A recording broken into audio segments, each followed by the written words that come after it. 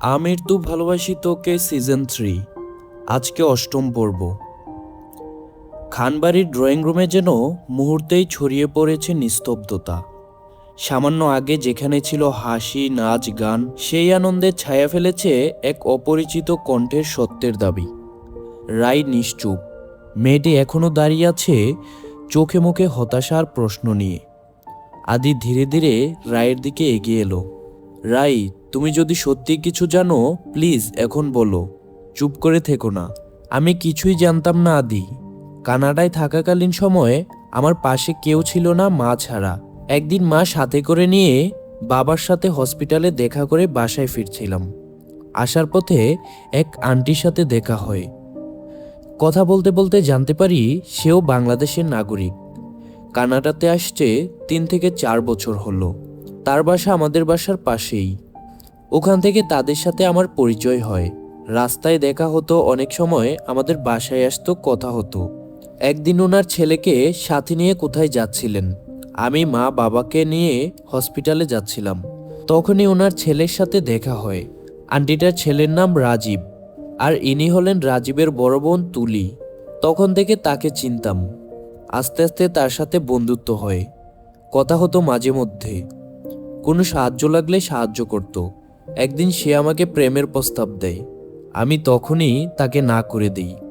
এমনকি তোমার কথা তাকে জানাই, আমাদের সম্পর্কের কথাও বলি। তারপর সে তার প্রেমের প্রস্তাব নিয়ে কিছু বলতো না, আর আমিও তার সাথে কথা বলা কমিয়ে দিয়েছিলাম। এরপর বাবার মৃত্যুর পর আমরা বাংলাদেশে চলে আসি। রাজীব কয়েকবার মেসেজ দিয়েছিল, আমি রিপ্লাই দিইনি। হঠাৎ মাস কয়েক আগে একদিন রাজীব কল করলো। স্বাভাবিকভাবে কথা বলছিল, ভালো মন্দ জিজ্ঞেস করছিল। এরপর তার সাথে আর কোনো যোগাযোগ হয়নি আমার। এক নিঃশ্বাসে কথাগুলো বলে শেষ করলো রাই।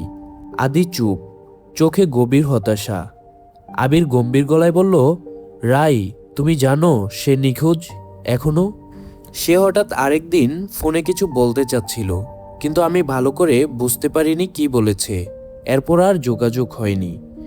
মেয়েটি বলে, আমার ভাই তোমাকে অনেক ভালোবাসতো।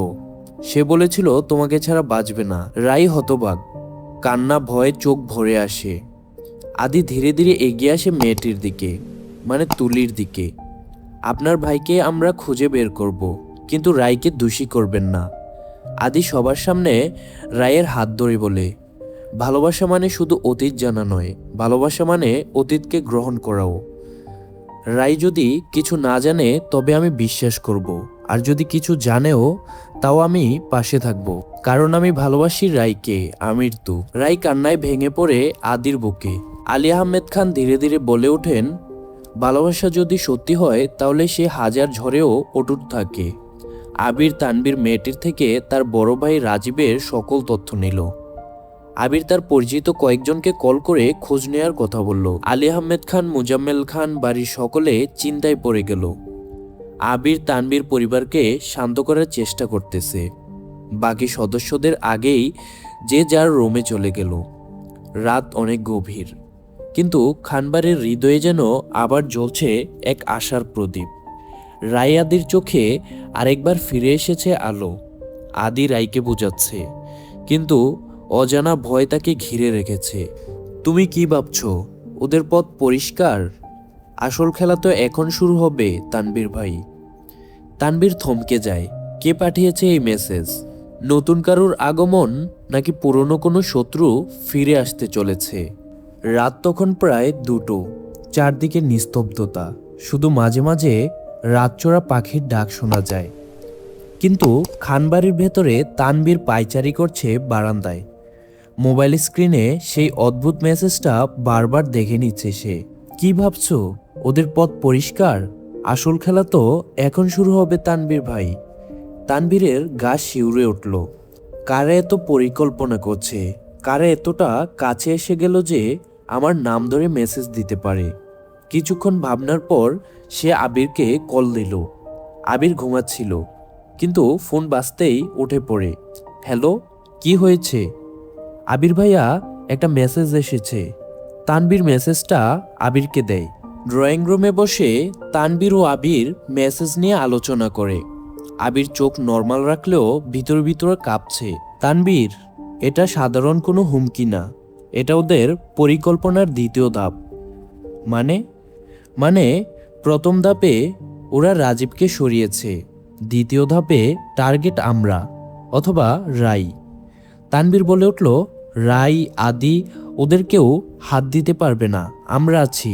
এবার সময়ে প্রতিপক্ষকে খুঁজে বের করার। আবির মেসেজটা তার এক বন্ধুকে পাঠিয়ে দিল, যেন সে মোবাইল নাম্বার ট্র্যাক করতে পারে। সকলকে জানানো হয়েছে মেসেজের ব্যাপারে। রাই কিছুটা ভীত হয়ে আছে, কিন্তু আদি পাশে দাঁড়িয়ে ওর কাঁধে হাত রেখে বলল, তুমি একা না রাই, আমি আছি। এখন আর কাউকে ভয় পাই না।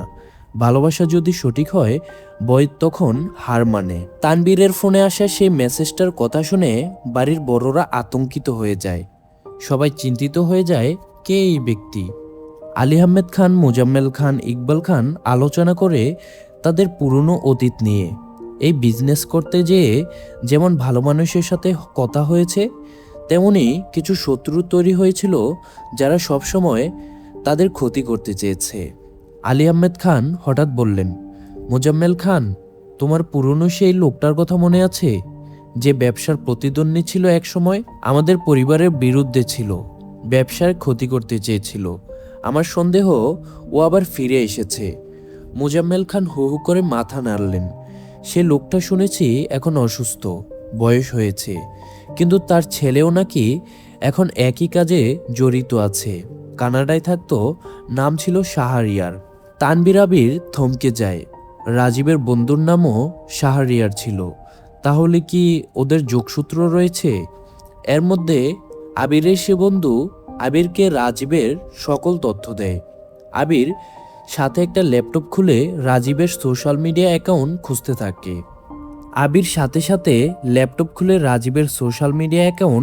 থাকে। সাথে আবিরের বন্ধুর দেয়া তথ্যগুলো দেখে অনেক ঘাটাঘাটির পর দেখতে পায় কিছু মাস আগে রাজীবের প্রোফাইলে শাহরিয়ার নামের একজন নিয়মিত কমেন্ট করত। তারপর হঠাৎ সব মুছে দিয়েছে। আরও খুঁজে দেখা গেল শাহরিয়ারের আইডি এখন ডিএক্টিভ। কিন্তু একবার আবির মেসেজের চ্যাট ওপেন করতেই একটা ভয়ঙ্কর তথ্য সামনে এলো। শেষ মেসেজ, ওকে সরানো হবে, তারপর খেলা শুরু, তুমি শুধু চুপ করে থাকো। আবির রীতিমতো কাঁপছে। তানবীর, আমি নিশ্চিত এই শাহরিয়ারই এর পিছনে রয়েছে, এবং শুধু রাজীব নয়, রায়াদিকেও টার্গেট করেছে। সন্ধ্যার দিকে এক অজানা নাম্বার থেকে খানবাড়ির ল্যান্ডলাইনে ফোন আসে। কল রিসিভ করেন মোজাম্মেল খান। আপনাদের সময় কম, আরও একজন হারিয়ে যাবে এবার। ভালোবাসা, প্রতিশোধ, বিশ্বাসঘাতকতা সব মিলিয়ে শুরু থেকে শেষ অধ্যায়। টুট করে লাইন কেটে যায়। রাই ঘরের কোণে বসে আছে চুপচাপ। আদির কপালে চিন্তার ভাঁজ, কিন্তু সে সব কিছু ভুলিয়ে দিতে চায়। আদি রায়ের কাছে এসে বলে, জানো রাই, ভয় সব কিছু দুর্বল করে দেয়, কিন্তু বিশ্বাস ওটা একমাত্র জিনিস যেটা তোমায় বাঁচিয়ে রাখতে পারে। আমি তোমায় বিশ্বাস করি রাই। রাই চোখ মুছে বলে, আর আমিও তোমায় ভালোবাসি আদি। আমি জানি না সামনে কি আছে, কিন্তু তোমার হাতটা ধরেই হাঁটতে চাই সব অন্ধকার পেরিয়ে। আদি ওর কপালে আলতো করে চুমু খায়। দুজনের চোখে একটাই প্রশ্ন, এ যুদ্ধ কবে শেষ হবে? রাত 10টা। শাহরিয়ার নামক কেউ একজন গোপন ঘরে বসে বলছে, ওরা সত্যিই খুঁজে নেমেছে। ঠিক আছে, এবার তোদের ভালোবাসা আমি গিলে খাবো। আমির তু ভালোবাসি তোকে, এই বাক্যটা তোদের কাল হবে। সে হেসে ওঠে। পাশে টেবিলে পড়ে থাকা ছবি, রাই, আদি, রাজীব, তুলির একটা ভিডিও চলছে স্ক্রিনে, আর মুখে এক ভয়ঙ্কর ঘোষণা, পরবর্তী টার্গেট আদি খান।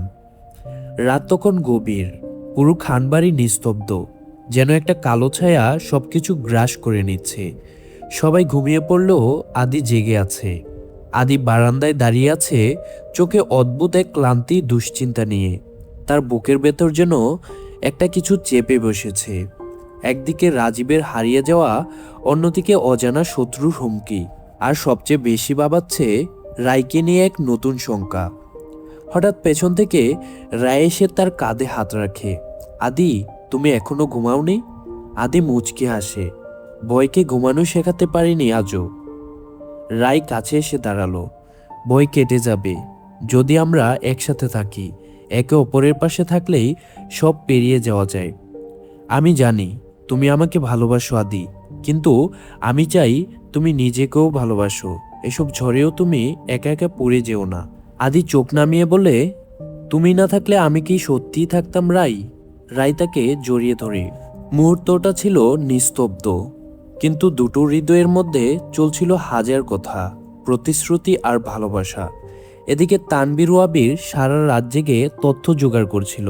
আবির তার বন্ধুকে ডেকে আনে সকল তথ্য বের করে দেওয়ার জন্য। তার বন্ধু ছিল সাইবার এক্সপার্ট। সে সবকিছু খুব সহজেই বের করে ফেলতে পারত। সে রাজীবের পুরনো ক্লাউড স্টোরেজে ঢুকতে পারে। সেখানে পাওয়া যায় কয়েকটি ভয়েস রেকর্ডিং এবং একটি ভিডিওতে দেখা যায় রাজীব এক বন্ধুর সঙ্গে কথা বলছে। তুই বলছিস ওরা আসবে? হ্যাঁ, ওরা রায়ের খোঁজে আসবে। শাহরিয়া বলছে সবকিছু ঠিক হয়ে যাবে যদি রায় আমার হয়। কিন্তু রায় তো ভালোবাসে না আমাকে, আমি জানি। তাও ওকে পাওয়ার জন্য সব করতে পারি। আবির থমকে যায়। তানবীর রেগে ওঠে। মানে রাজীবই নিজে এই খেলায় ছিল, তাহলে সে নিখোঁজ হলো কিভাবে? আবির বলে, তবে এখন আর কেউ নিরাপদ নয়। শাহরিয়ার এখন এক একজনকে টার্গেট করবে, আর পরবর্তী টার্গেট আদি। পরদিন সকালে আদি আর রাই খানবাড়ির বাগানে হাঁটছে। আদি রায়ের হাত শক্ত করে ধরে রেখেছে যেন হারিয়ে না যায়। হঠাৎ রাস্তার কোণে একটি বাইক দাঁড়ায়। হেলমেট পরা এক লোক তাদের দিকে তাকিয়ে থাকে কিছুক্ষণ, তারপর বাইক চালিয়ে চলে যায়। আদি থমকে যায়। ওর চোখ দুটো আমি কোথাও দেখেছি। তানবীর হঠাৎ দৌড়ে এসে বলে, আদি বাড়িতে এসো, একটা জরুরি বিষয়। ড্রয়িং রুমে সবাই বসে আছে। আবির স্ক্রিনে ভিডিও চালায়। রাজীবকে দেখে সবাই চমকে যায়। আলী আহমেদ খান বলেন, মানে ছেলেটা নিজেই ফেঁসে গেছে নিজের আবেগে? আদি চোখ বন্ধ করে বসে থাকে কিছুক্ষণ, তারপর বলে, যদি রাজীব নিজেই রায়কে পেতে খেলায় নামতো, তাহলে আমাদের এখন বুঝতে হবে ওর পেছনে থাকা মানুষটা ওকে কেন সরিয়ে দিল। তার টার্গেট কি? তানবীর বলে, টার্গেট মনে হয় রাই। আদি তাকিয়ে কিছুটা ভয় পায়, ভালোবাসার মানুষকে হারানোর ভয়। অন্যদিকে কানাডার সেই হিমশীতল জায়গা, এক লোকের হাত বাঁধা, মুখে টেপ, চারপাশে অন্ধকার। লোকটা ধীরে ধীরে মুখ তোলে। সে হলো রাজীব। সে বাঁচতে চায়। সে এখন আর রায়ের প্রেম চায় না, শুধু বাঁচতে চায়। কিন্তু পেছন থেকে এক ভয়ঙ্কর কণ্ঠ, দুঃখিত বন্ধু, তুই খেলা শুরু করেছিলি, আর শেষ করব আমি। আর এই ভালোবাসার খেলায় হার আর জেতার মাঝখানের নামটাই হলো রাই। তো এই ছিল আমির তু ভালোবাসি তোকে সিজন 3-র 8ম পর্ব। পরবর্তী পর্ব খুব শীঘ্রই আসতে যাচ্ছে। মূলত ঈদের ব্যস্ততার কারণে এতদিন কোনো পর্ব দেওয়া হয়নি, তার জন্য আন্তরিকভাবে আমি দুঃখিত। এখন থেকে নিয়মিতভাবে গল্প আপলোড দেওয়ার চেষ্টা করব। যারা চ্যানেলের নতুন দর্শক অবশ্যই চ্যানেলটি সাবস্ক্রাইব করে পাশে থাকা বেল আইকনটিতে অলে প্রেস করে দিবেন, তাহলে যখনই আমি ভিডিও আপলোড করি সেটার নোটিফিকেশন আপনারা পেয়ে যাবেন। আর গল্পটা ভালো লাগলে অবশ্যই ভিডিওতে লাইক করে আপনার বন্ধুদের সাথে শেয়ার করে দেবেন। So till then take care, আল্লাহ হাফেজ।